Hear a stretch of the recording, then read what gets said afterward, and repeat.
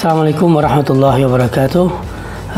Alhamdulillah untuk tahun ini Pasca Sarjana UIN Ar-Raniri Banda Aceh melaksanakan ikonik kedua, iaitu International Conference on Islamic Civilizations yang kedua kalinya, yang tema pada tahun ini adalah yang berhubungan dengan religiosity, technological advancement and social changes.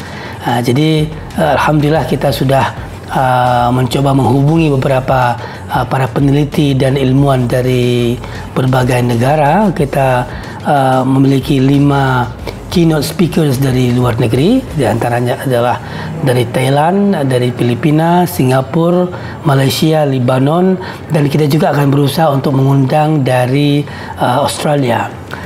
Kita juga akan mengundang pembicara nasional atau national keynote speakers sebanyak 9 speakers, di antaranya Profesor Ahmad dari Purwokerto, kemudian ada Prof Martin Kustati dari UIN Imam Bonjol Padang, kemudian kita juga akan mengundang Prof Nurdin dari UIN Palu dan beberapa profesor lainnya yang sudah mengkonfirmasi kehadirannya kepada kita. Jadi dengan berbangga hati kami mengundang para scholar semua dari UIN Ar-Raniri dan dari luar UIN Ar-Raniri untuk bisa berkontribusi dalam konferensi ini.